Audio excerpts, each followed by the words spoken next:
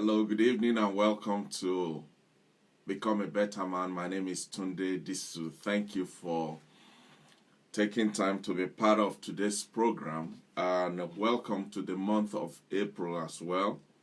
As we've said before, in this month of April, we're going to be focusing majorly on health matters, matters to do with our health, our well-being. And so we're kicking off this month, this health month, with looking at the topic health is wealth. Health is wealth. I remember when I was in secondary school, I was told that the health of an individual is the health of the community, and it didn't make sense to me. We hear it over and over again. And one day I went to our science teacher and I said, "Sir, what exactly is the meaning of this statement that everybody seems to be throwing about?"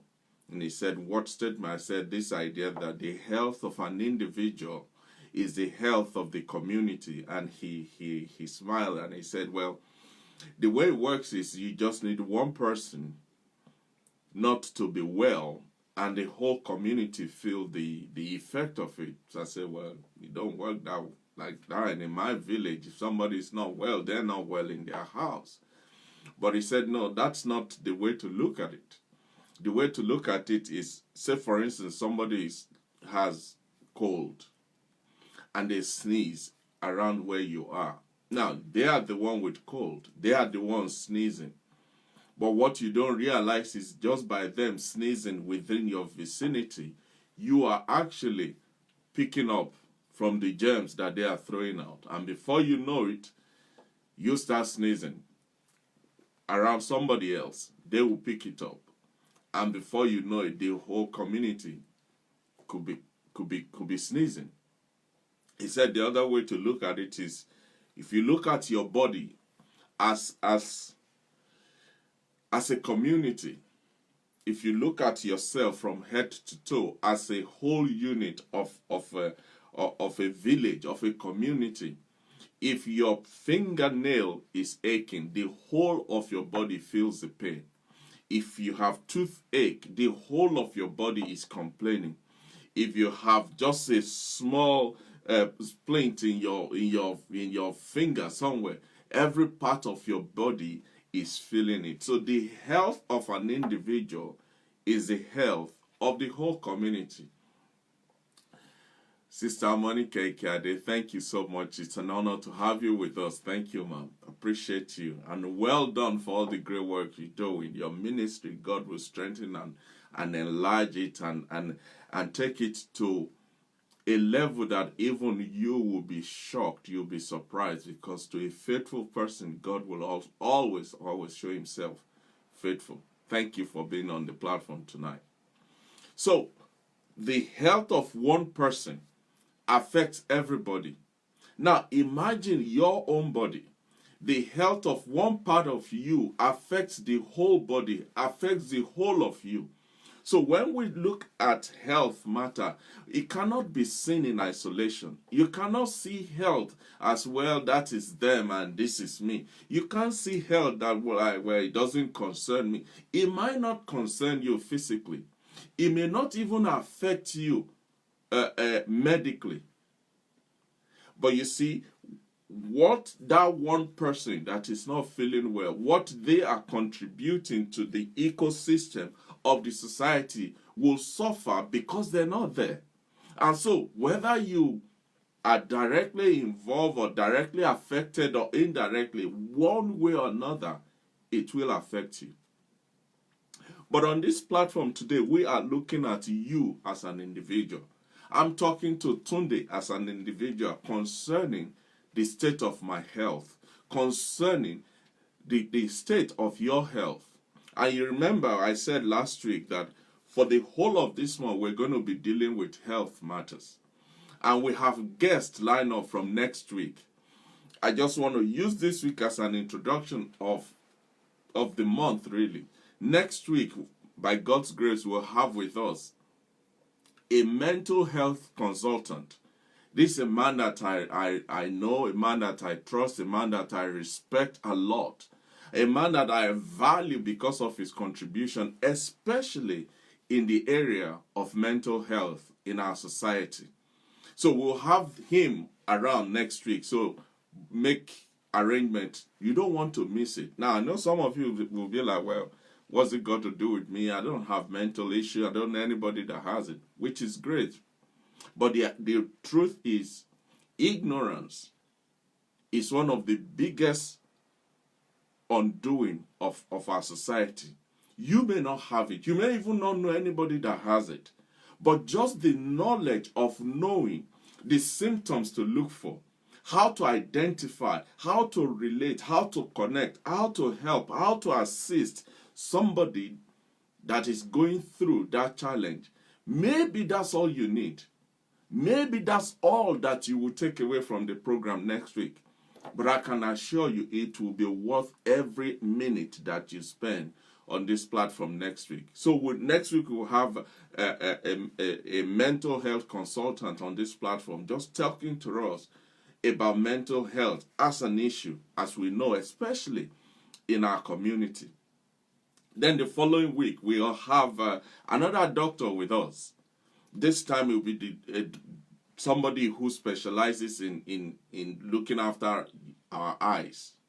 She's going to be here telling us about the things to do with our eyes, the dangers that we expose our eyes to, how to look after our eyes, how to protect it, how to preserve it, how to nourish it, and different things to do with our eyes. And then the last week of this month, we're going to have another of our friends with us on the platform, and she's going to be talking to us about nutrition, about what you eat, about how you eat, about the combination of what you are eating. And I can assure you she's going to burst some bubbles that day, because there are certain things that we take for granted, and she's going to just lay it bare to us. And again, she's a specialist in that area. But added to that is the fact that she's also a coach on physical fitness. So she'll be talking to us also on physical fitness. So as you can see, this whole month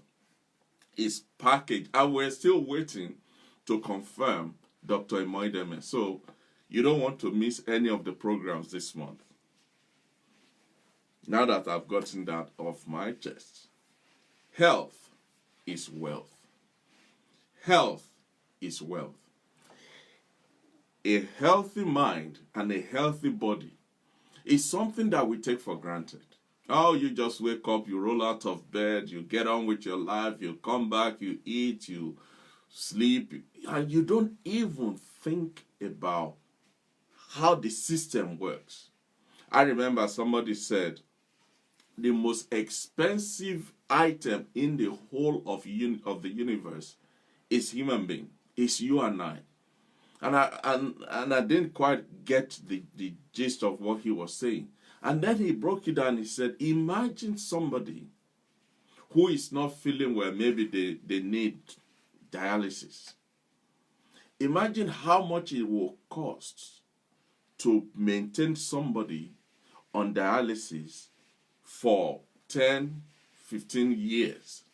Imagine somebody who is on insulin. Imagine somebody who needs heart transplant. Imagine somebody who needs kidney transplant. Imagine somebody whose blood is contaminated and has to have this blood drained out and new one pumped in and whatever they do. Imagine the cost of that.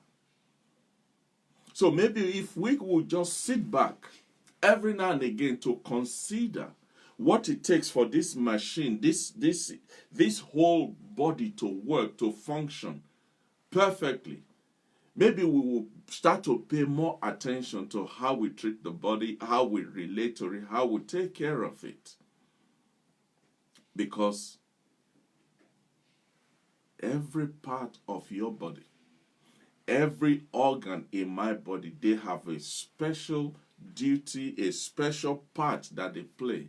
And God forbid, if one of them is out of work, if one of them is out of sync, if one of them stop working, or if one of them start shaking and faulty in their system, the whole body is in trouble.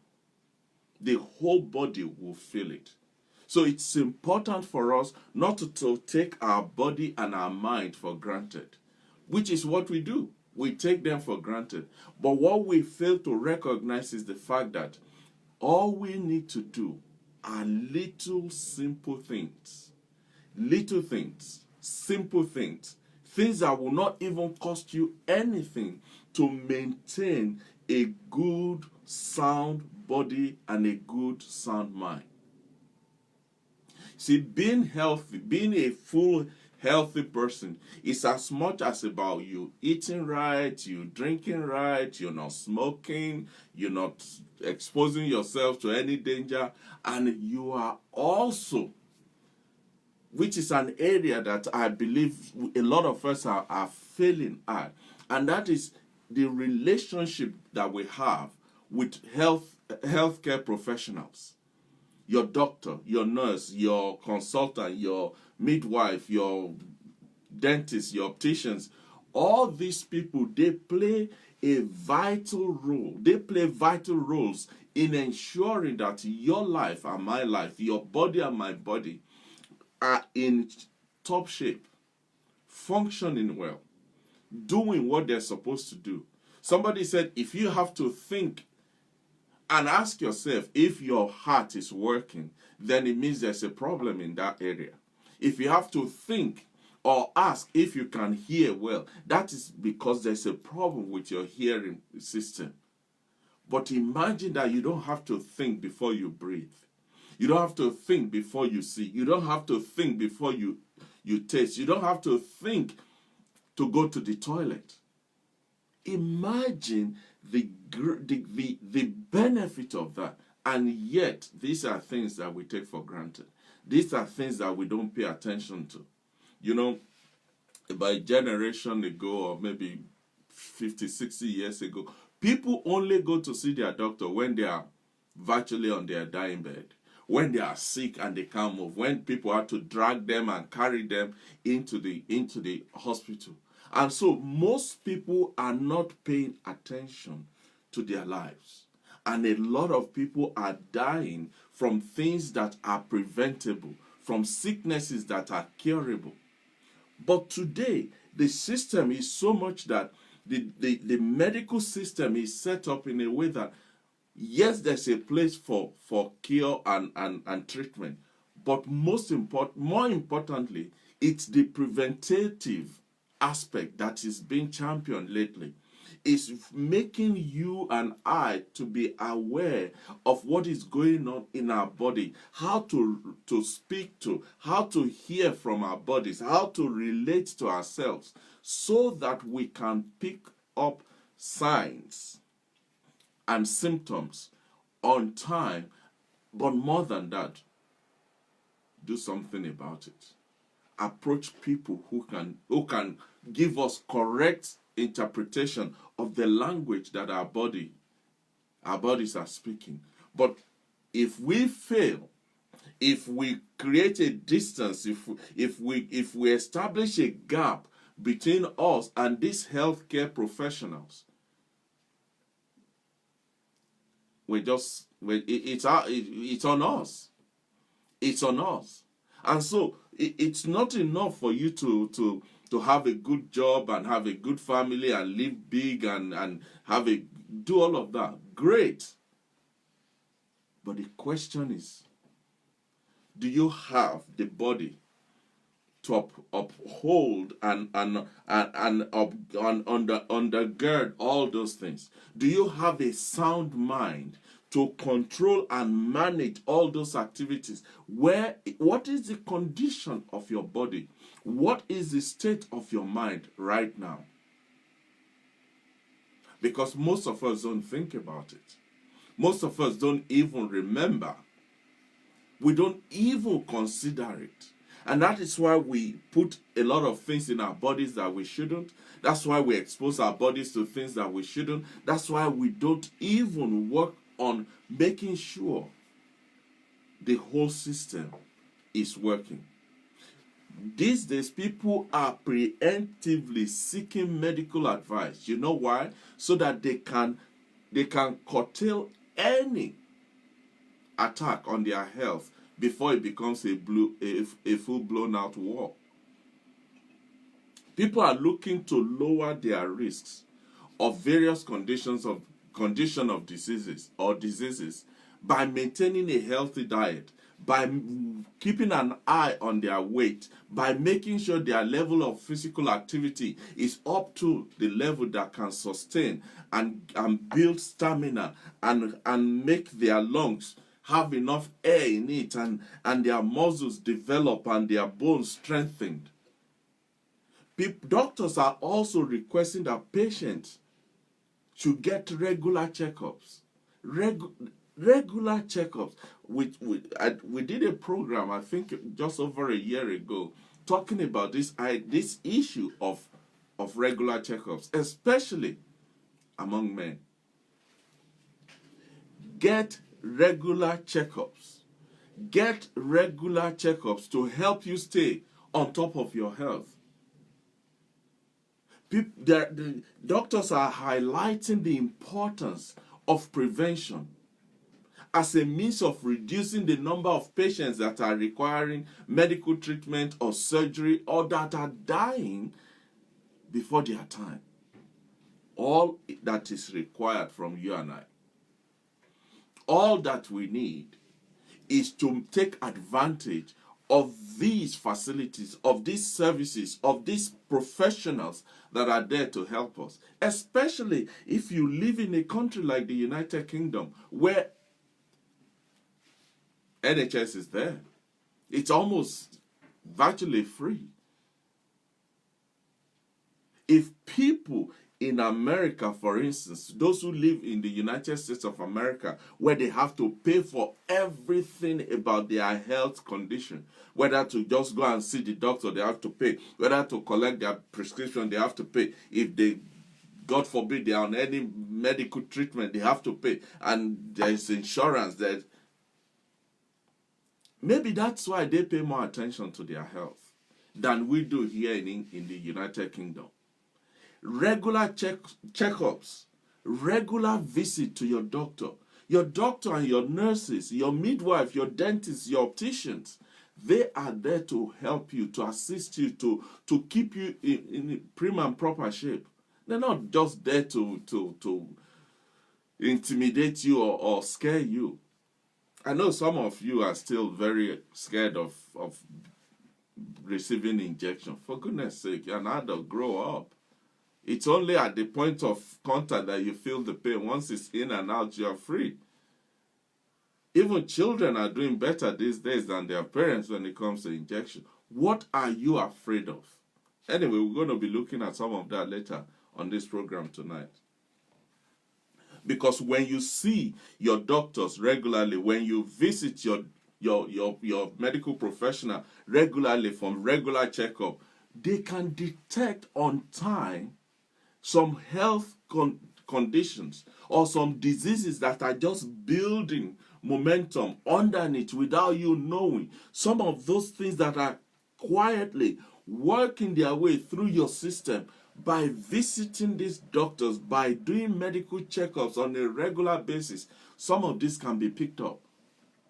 And once they're picked up, a proper treatment will be put in place to make sure those things are nipped in the bud before they become a full-blown calamity. But if you will not do that,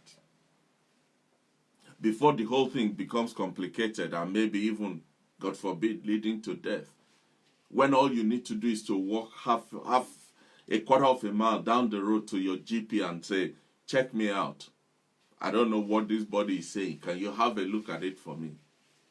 By getting the correct health services, like screening, like checkups, like treatment, you are taking the very best steps. You are approaching your life with caution. You are looking after yourself by making sure nothing untoward will catch up on you unaware. And therefore, you can live a longer, healthier life. How many people out there do you know want to die early? Nobody. Everybody wants to live long and live strong. Well, this is what you need to do. This is how you go about establishing that. There are some diseases. There are some sicknesses. There's some ailments. There's some antibodies that are very insidious. They are very cunning. Their progression, you don't even know they are eating you up on the inside. You don't even know they are ravaging your cells. You don't even know they are contaminating your blood. You don't even know they are draining the liquid out of your bone marrow. But if you go for regular checkups, if you go for regular screening, if you visit your doctors regularly, if you have a program of doing your medical checkups all the time, every year, some of these little foxes that spoil the vines can be picked up on time and say, no, we got you. And they take care of it. Ultimately, it will make it crucial.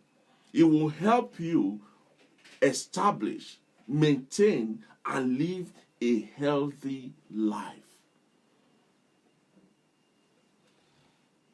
Especially in this day and age that we live in, where everybody is stressed to the breaking point. Tell me, do you know of anybody? Can you think of anybody? Can you point to anybody, including yourself, that is not stressed in one thing or another, in one way or another, with something or another? Everybody is stressed. The lifestyle we live now is stressful. And so because of that, it makes it even more important that you look after this engine that is running this marathon non-stop. Health checks. It's not just open your mouth, open your ear, open your nose. Sometimes they have to also do some screening. They have to do some screening. They have to take some samples, take it to the laboratory to check what is coming out. Earlier this year, I went for a colon screening, colonoscope something screening. Boy, when I saw what was going on in there, I'm like, Jesus, help me. They put a camera through you, you can see all your intestine, how they wiggle, and up to all the way. I could see everything right in front of me on the camera. And then the doctor said, Mr. Disu, everything is cleared, you don't have issue, we'll see you again in 5 years' time. That is all it takes. It took me about an hour to go from the beginning to the end, and out I go. Same day, everything is done. Everything is done. Especially in this environment where it's free. Guess what? It didn't cost me a penny. Well, maybe just the petrol to drive there. But that's what. Yet I came out with a clean bill of health as far as my colon, my intestine, my everything on the inside is concerned. Then about a month ago, I went for a full medical checkup. Check me from head to toe.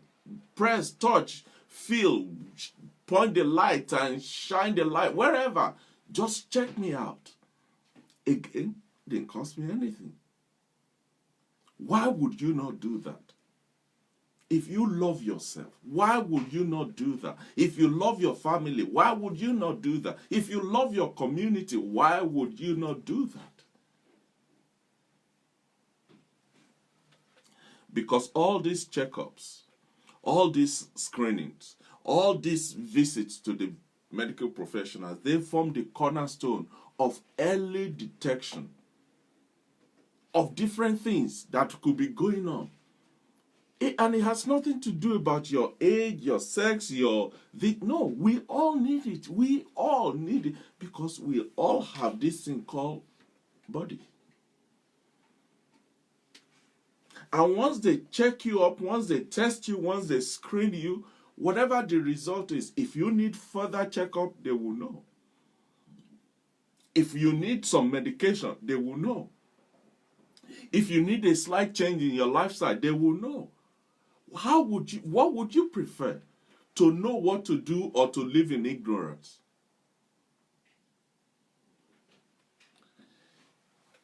In critical cases like cancer, do you know that early diagnosis can even be the difference between life and death? Catching it early is one of the best cures for cancer. In fact, according to Cancer Research Organization, they said early detection is crucial to survival rate in cancer because the survival rate of stage 1 cancer is 100%. But the survival rate for stage 2 cancer is 93%. I don't want to be caught up in the difference between 93 and 100. When all it takes is just a walk down the road, a phone call to your doctor to say, I'd like to book an appointment for a checkup. No doctor will turn you down. No hospital will turn you away if you want to do a checkup. Why are we not doing it? You can even do it in such a way that your health checkups, your visit to your doctor, your routine checkup, you can put it on your calendar so that you know for this time of the year, I am doing an MOT. I mean, for goodness, imagine. Look at it this way. Every year without failing, you do MOT on your car. You pay your road tax. And you have to insure it every year. That's on your car. Vehicle. That is on your car. Why do you do that? Why do we do all of that? To make sure the car is fine, it's running, it can go to where we want to go and bring us back and all of that. And we even go as far as to pay the roadside assistance organization just in case, so that they can be there for us. If we take as much care like that on such objects, what about our lives? What about our bodies? What about ourselves? How come we're so blasé about this whole thing that represents us, but we would do that for inanimate objects?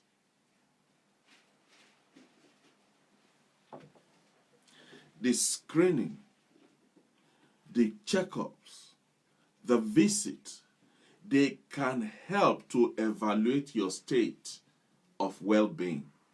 They can also help to diagnose any potential problem that may be just creeping up on you without you knowing.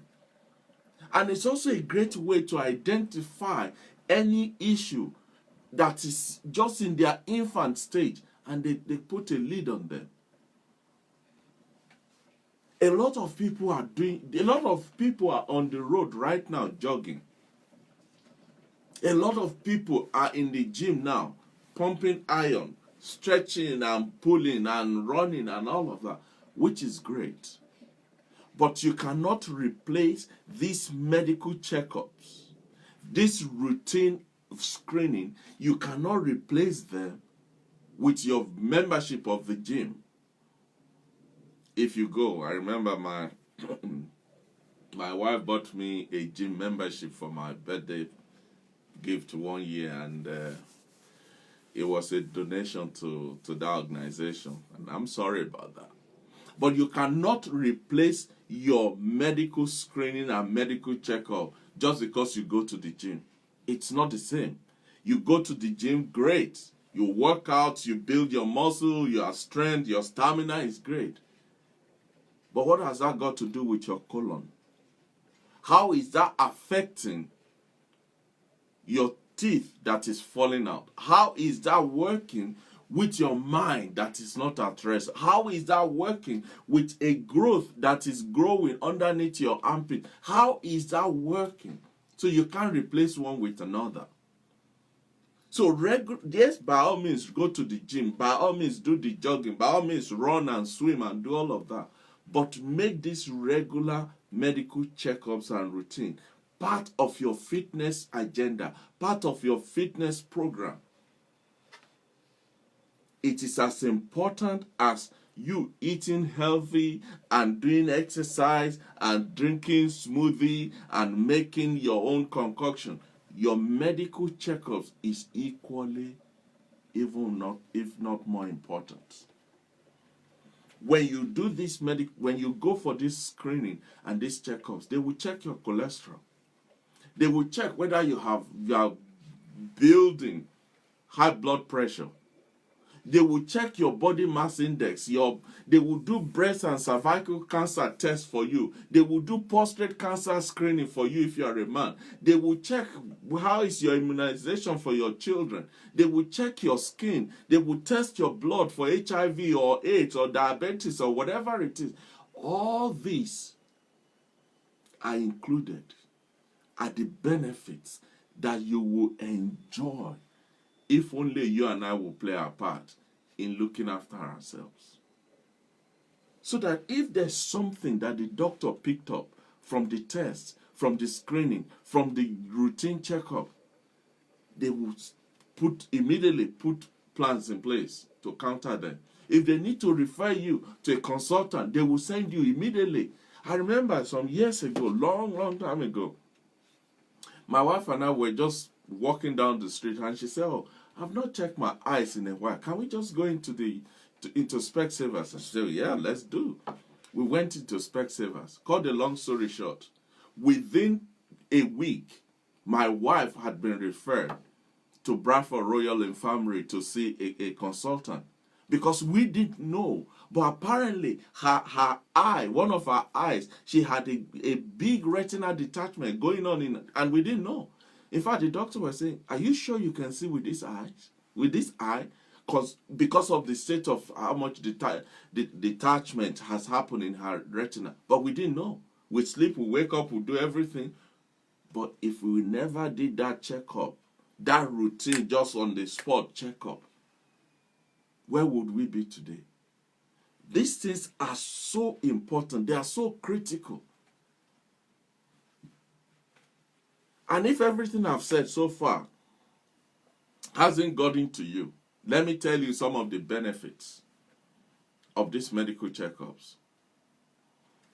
Now, this first one may not relate to us here in the UK, but do you know that if you go for these regular checkups, if you attend to your body, if you pay attention to yourself and you put it in a routine, by these medical checkups and screening, it lowers your healthcare costs if you live in a place where you have to pay for everything. Because prevention is always cheaper and it's always better than trying to cure something.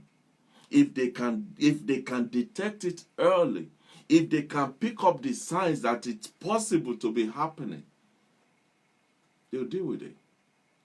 If only just for you to save yourself that extra money that you can then use to do other things, just by going for a medical checkup, just by going for a screening, just by going to visit your doctor, I think it's worth it to save you some money. Everybody is looking for how to save some money these days. Maybe this is the one you should look into.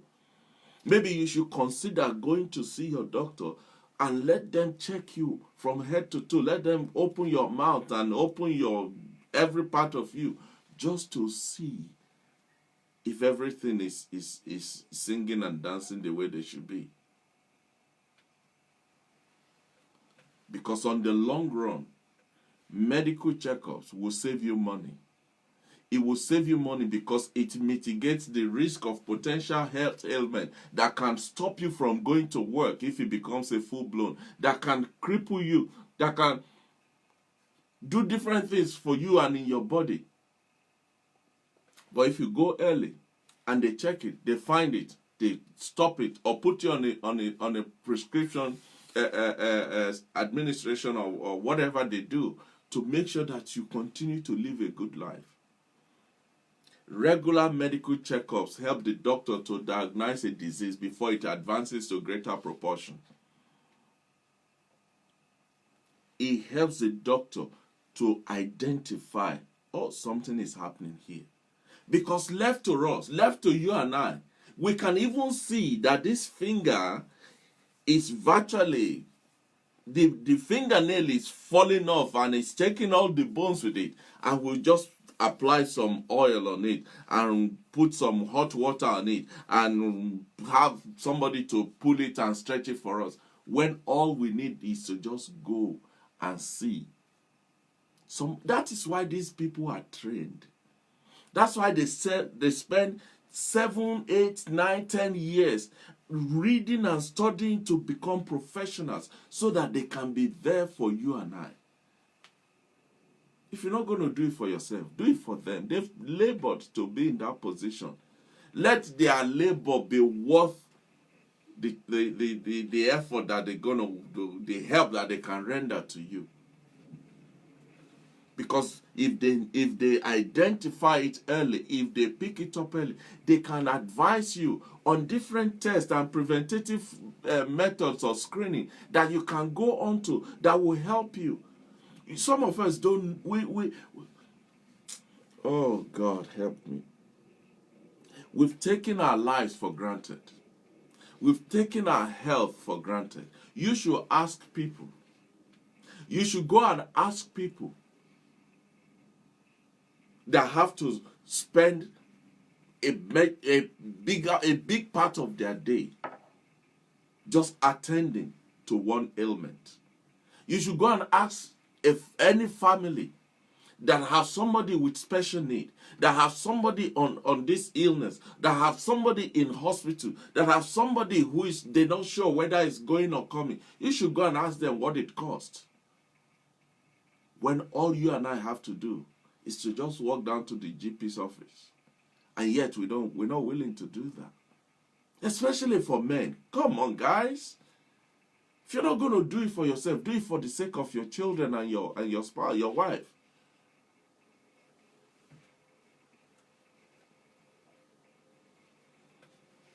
During your regular checkups, the doctor would just take a tiny bit of your blood, send it to the laboratory to see what's happening. Do you know, I found this astonishing when I was preparing for this program. They said by you visiting your optician, they can actually look at the back of your eyes to pick up that you have diabetes inside your eyes. Diabetes found in your eyes. But if you I'm prim and proper. Meanwhile, you're dying. Just by visiting your optician, they will write a small note and say, take this to your GP tomorrow.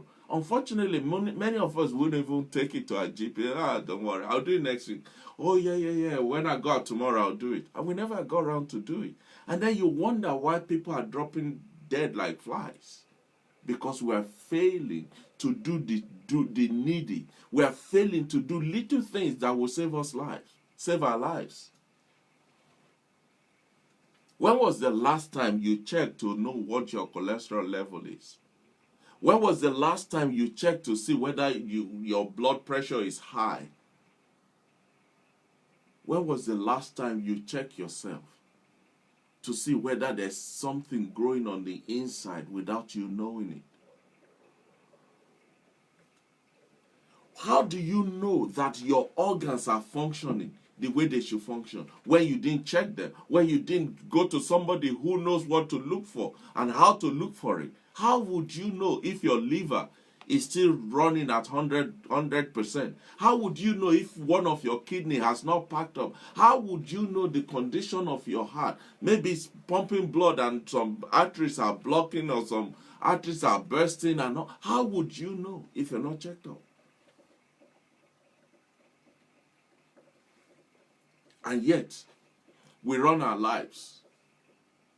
We run our lives as if there's a spare one at home that, oh, it's all right, if this one dies, I'll just go back home and pick up the next one. It doesn't work that way. This regular checkup will help to identify stress-related diseases. Like I said, every human being on this planet is stressed now. I was watching the news on CNN. Was it yesterday or day before yesterday? And the president, Donald Trump, was trying to say origin, and he was saying oranges and origin, and he said oranges. And they brought a psychiatrist doctor to say, what's wrong with the president? And the lady said, look, it doesn't mean something is wrong with her. He's under a lot of stress. And when you are under a lot of stress, it can cause you to misfunction like that. But you see, if you don't go to see your doctor, if you don't go for regular checkup, you will think you're fine. But stress is killing. It will kill you easily and walk away like it was never there.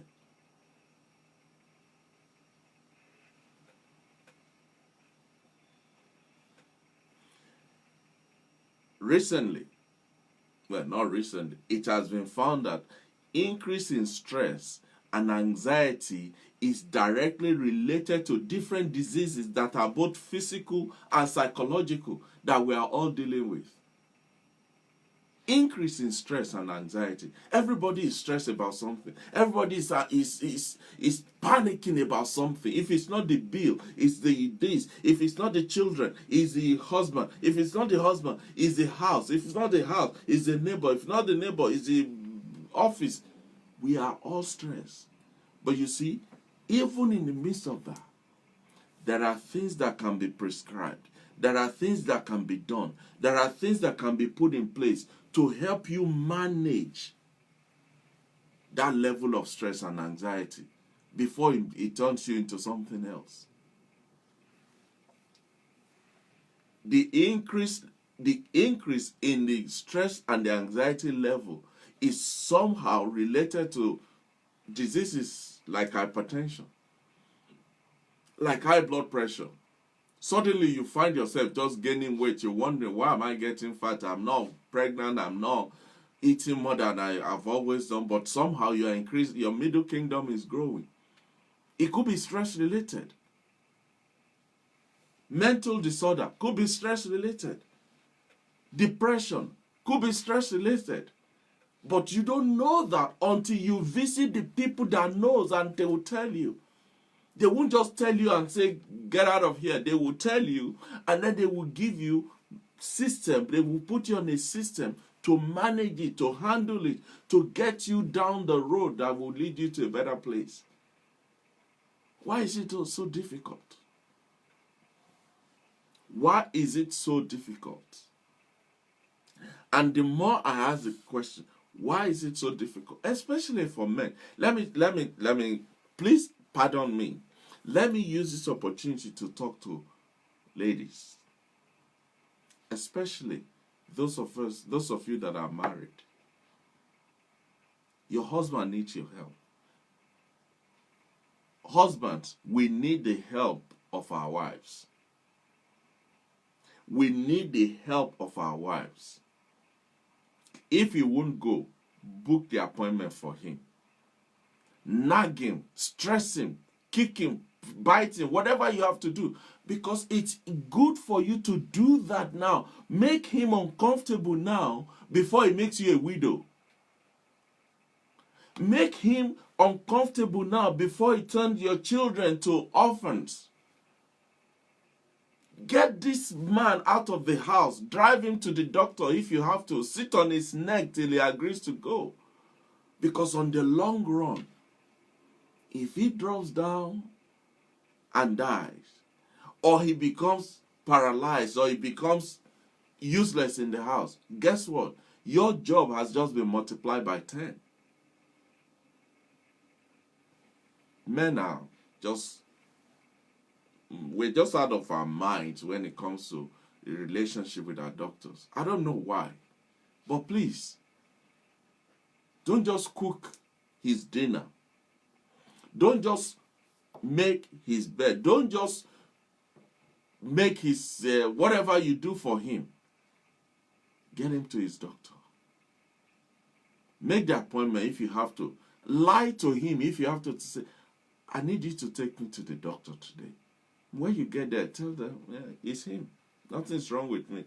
If I didn't say that, he won't come. He'll be embarrassed, but I'd rather he's embarrassed now and live another 15, 20, 30, 40 years should Jesus tarry, than for him to drop dead and you think, oh, I wish I just didn't want to embarrass him. Embarrass him if you will not embarrass himself.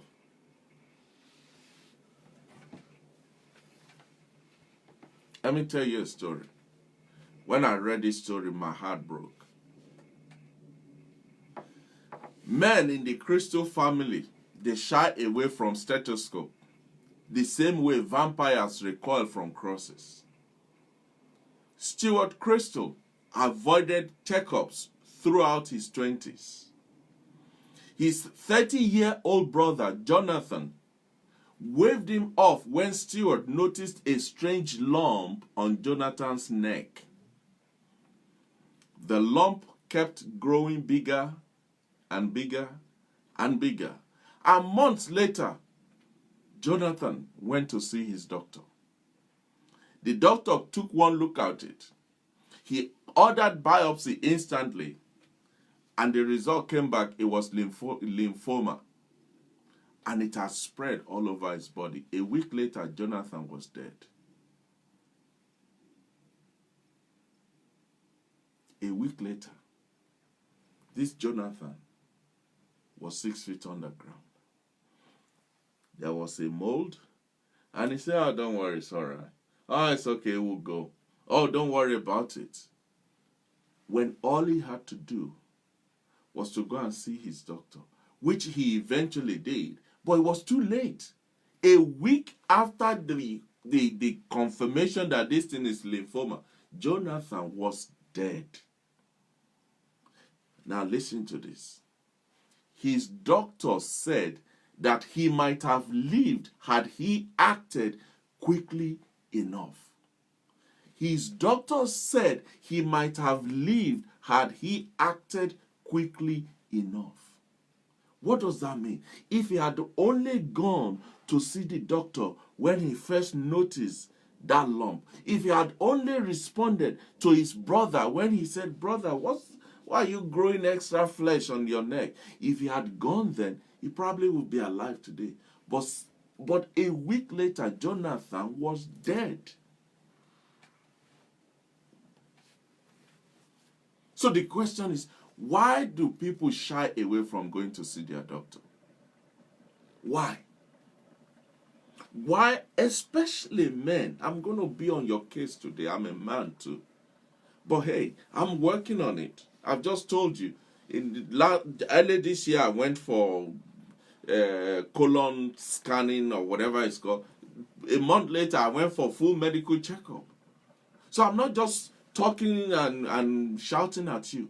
It's important for you, for your wife, and for your children. You should do it. Go and do it tomorrow.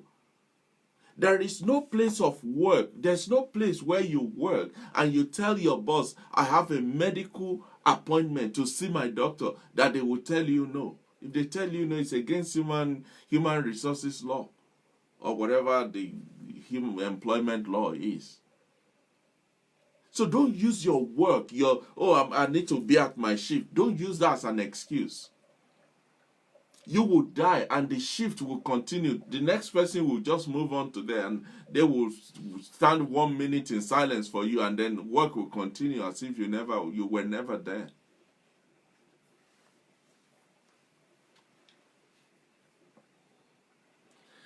What I found very amusing and interesting when I was preparing for this program is that it is said that the biggest reason people don't visit their doctor for medical checkup is something called iatrophobia, whatever that, probably didn't pronounce it well. So I said, what does that mean? They said it's the medical name for fear of doctor. What? The medical name for fear of doctors. And apparently it affects about 3% of the world population. I'm thinking, am I the only Jew in Israel that didn't know that doctors are your friends? The best friend you can ever ask for. And the primary reason people are afraid of doctor is the fear of, I don't want to hear bad news. Well, nobody wants to hear bad news. But the question is, would you rather hear bad news or become the bad news? I was saying to one of my friends the other day, about a month ago, put on social media that, oh, we're stuck in traffic. We've been here 3 hours and we haven't even moved at all. I said, well, you should thank God that you are stuck in traffic and you are not the cause of the traffic jam. They were singing hallelujah afterwards. Just because you don't want to hear bad news means you won't go and see the doctor. Would you rather not hear the bad news until you become the reason for the bad news? People feel anxious to go and see their doctor because of the fear of the unknown. Well, that's life. That is the meaning of life. The unknown is what kicks you out of bed in the morning. The unknown is what makes you stay awake at night. The unknown is what gets you to that office tomorrow. The unknown. Get used to it. Why are you okay with every other unknown until it comes to your medical condition? Now you can't handle the unknown. And the reason people say because of the unknown is because just a lot of people, they think themselves into the grave. I just feel some pain around my chest. Am I having a heart attack? Oh, it must be a heart attack. No, it doesn't have to be a heart attack. Maybe you just pull yourself in a strange way. Maybe you slept last night in a bad position. What? I'm sorry, that this is just, I don't understand it. Especially if you live in this country where it is free, they're begging you, come and take it, come and look after yourself. What's your problem, brother, sister? Just by you allowing your imagination to run wild doesn't mean the sickness, if it's there, will suddenly go away just because now you're afraid. Oh, he's afraid. Then the cancer will just run away. No. It's good to be afraid, but do it afraid as well. Do it while you're afraid, because that will save your life. They imagine the worst case scenario. Oh, maybe that thing that killed my father is coming, and my uncle. Yeah, it could be. But by you hiding under your bed, it's not going to cure it. But if you go to see the doctor and say, doctor, I feel funny. That's how my father and my grandfather were feeling, and the next thing they were dead. Can you just check me and make sure I'm not near the grave yet? That could save your life. Rather than you hiding your head in the sand because you are afraid to go and see the doctor. It's been said that 55% of men, they haven't seen their doctor in the last 1 year. They haven't walked past the surgery in the last 1 year. Why? Most men will ignore blood in their urine. They will watch their testicle tumor. Watch a testicle tumor grow to the size of a grapefruit underneath their legs because they are afraid to see the doctor. You will die. Unfortunately, you put a lot of people in trouble by you dying. Because now your wife is a widow. Now your children don't have a father. Now your mother is crying that her child is dead. Just because you are afraid to see the doctor. What's wrong with us? Another reason people don't want to go and see the doctor, they say, oh, well, I'm healthy. Why do I need to go and get a check? Who told you you're healthy? How do you know you are healthy? Just because you're still breathing doesn't mean you are healthy. Just because you woke up this morning and you stretch, doesn't mean you are healthy. You don't know what is happening on the inside. Even on the outside, you don't know. You say you're healthy. No. Do you know that 1/3 of people that had heart attack, they had no warning signs? Nothing told them that they're going to die in the next 5 minutes. They were still having fun and enjoying life, and the next thing, doom, he's dead. What killed him? Heart attack. What do you mean heart attack? He's dead of heart attack.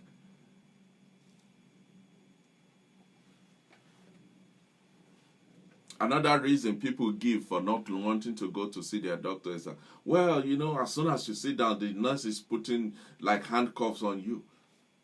It's for your good. It is for your good. The first thing they will do is to check your blood pressure. And that is why surgeries will tell you, your GP office will tell you, make sure you arrive at least 15 minutes before your appointment. Do you know why? So that within that 15 minutes, your anxiety level will have gone down. Now they can take correct reading of your blood pressure. But if you come in 10 minutes after your appointment, already you are feeling guilty that you are late. Now you are full of anxiety that, oh, I don't know what they're going to say. Guess what will happen? When put the thing in your arm, go ping, ping, ping. Before you know it, the alarm bell will start ringing because you are now measuring 250 over whatever. But if you come in early, you sit down, you relax, you occupy yourself, you talk to yourself that don't worry, this is just a regular checkup, nothing untoward. I'm just here to make sure everything is working. All the anxiety that you've built up will just go away. Now you walk in, the nurse will put the thing and go boom, boom, boom, and they say, oh, your blood pressure is fine. Now you know it is fine. Not you assume that it is fine.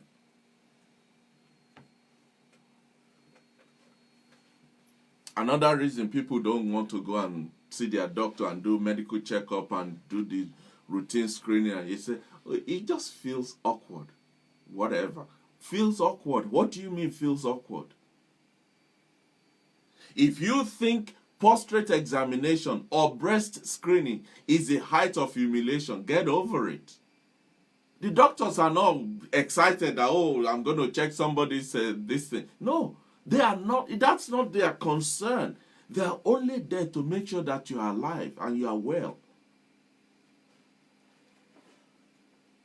Some of them you only see them once a year. So what's the humiliating? You're not going to meet him in the grocery shop tomorrow. And even if you meet him there, he's not going to say, oh, look at that man, I saw his waiting call the other day. No, it's not like that. They don't do that. They are professionals.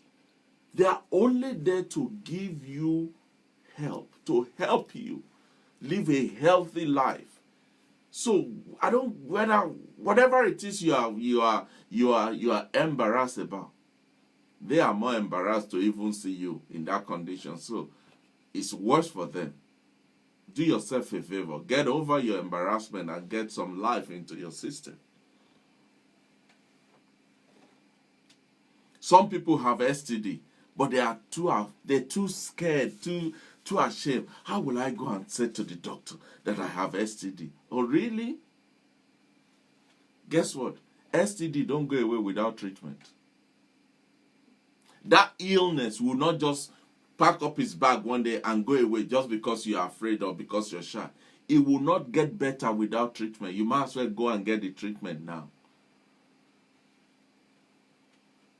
Some people don't go to see their doctors because they're hoping that the sickness will just go away. When was the last time a sickness just woke up in the morning and said, I've had enough of you, I'll just go away?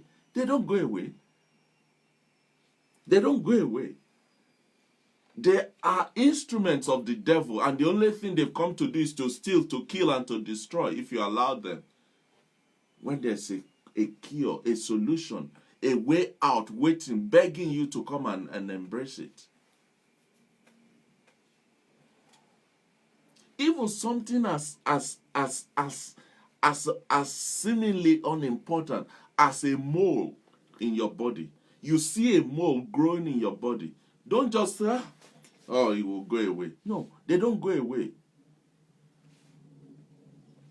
There's something called melanoma, or maybe I'm pronouncing it wrongly.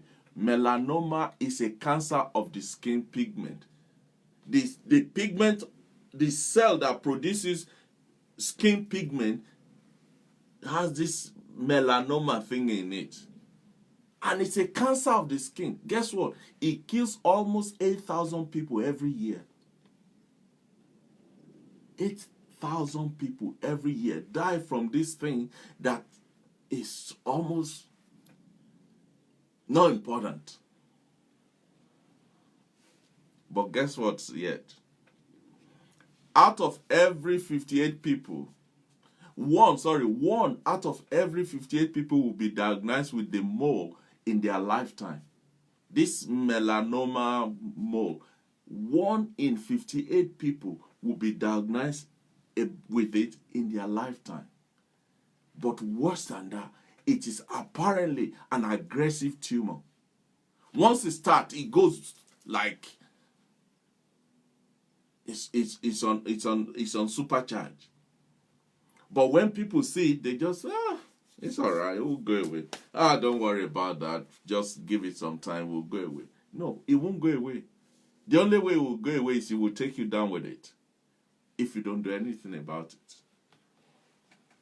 So if you see any mole in your body and suddenly they darken in color, they change shape, they have rugged or blurred border, their color shift across the surface, or they're bigger than the diameter of a pencil eraser, get up even in the middle of the night. If you have to walk 5 miles to the hospital, get yourself there and get somebody to have a look at it before it kills you.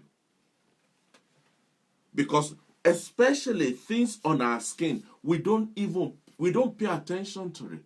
But do you know that your skin, the skin of our body, is just an organ like your kidney, your heart, your liver, your pancreas? Cancer don't ask where it lands. Wherever it finds good soil, it just stays there and breeds. So if you see it on your skin, don't think, it's all right, it's on my skin, it's not in my liver, I'll be fine. No. Everywhere it is, that anything that is renting a space on you, in your body, you need to get them out. Another reason people do... what are we doing for time? Jesus, help us. Another reason people don't want to go to the doctor is that they said, I don't want people to be looking into my waiting and all the inside of me. Like I said at the beginning, I had the camera go all the way in my intestine to everywhere else.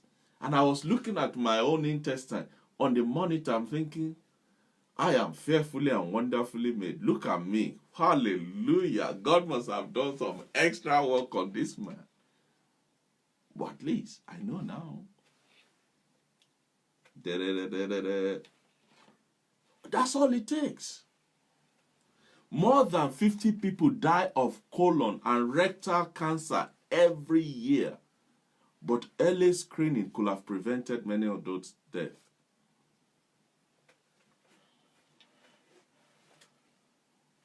One in 3 people who wait to go and see their doctor until they are experiencing symptoms like blood in the stool, severe abdominal pain, or narrower stool, they die.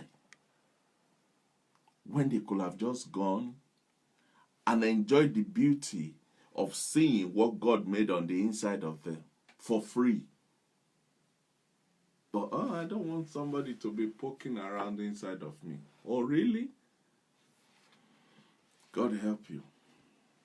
Some say I can't afford it. I mean, if you live in this country, that's not even an excuse. But if you live in a country where you have to pay for prescription, pay for checkup, pay for this, do you know that many doctors will listen to you if you genuinely say to them, I need this, but I can't afford it? Some of them will even charge you less. Some of them will put you on some prescriptions that are still being tried or that are being tested. What would you rather have? Have the cheap version or die? Those are the options. NHS health check is free. Trust me, I've just had one done. Free. Check you from head to toe. It's free. But guess what? Once it's done, you know exactly where to pay attention. You know if you need to watch what you're eating. You know if you need to cut back from your drinking. You know if you need to stop smoking completely. You know if you have to exercise. You know the kind of food you can eat. You know how to look after yourself. But ignorance is not an option. Oh, well, it will go away. It won't go away. Oh, once at some point, no, it will not go away. Get up tomorrow. Call your GP office, your GP surgery tomorrow. Make an appointment. Men and women, boys and girls, go for a checkup. It will only cost you half an hour, but at least for the next 12 months, you know all the cylinders are firing. Everything is working the way they should work.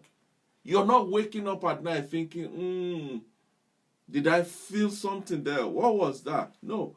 If you felt anything, maybe your wife just elbowed you. You know it's nothing to do with anything going on the inside.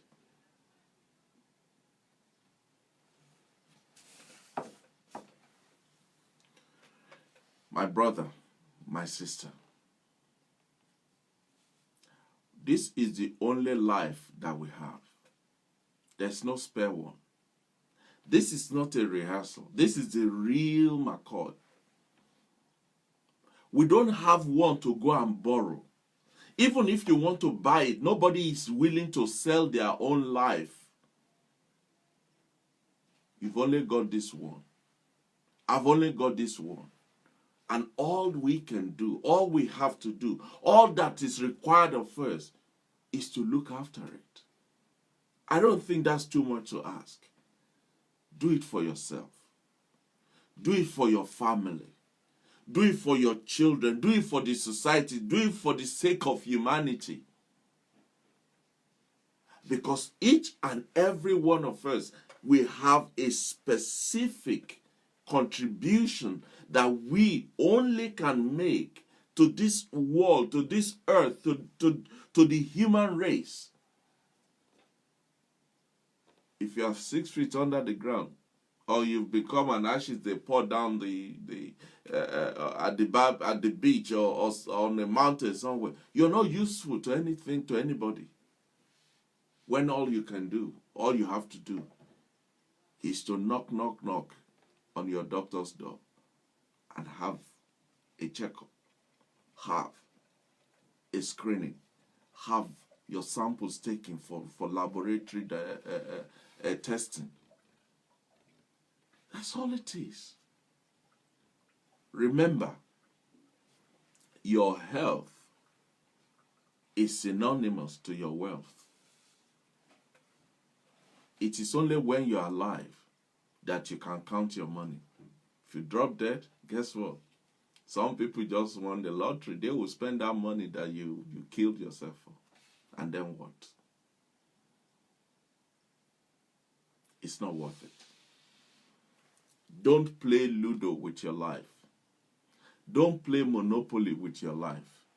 Don't sacrifice your life for nothing. Go and see your doctor. Make an appointment.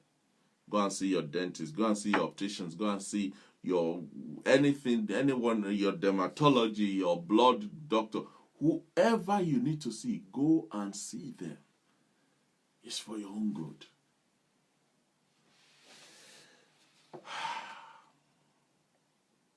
Thank you for allowing me to shout at you, to scream at you, to challenge you, to pull you and get you to think about yourself. Remember, by God's grace, next week on this platform, we will be having a mental health consultant with us who will be looking at mental health and how that relates to you and I Whether you have it or not, whether you know somebody that has it or not, is immaterial. If all you and I can take away is the knowledge, the information, the education of what mental health is all about, I think it will be worth it. So you don't want to miss next week's program. It's going to be fun. It's going to be great. It's going to be educative and informative. Then the week after that, we have one of my friends also coming up to talk to us about our eyes. She's the doctor of the eyes. I don't know what they are called, optometrist or something like that.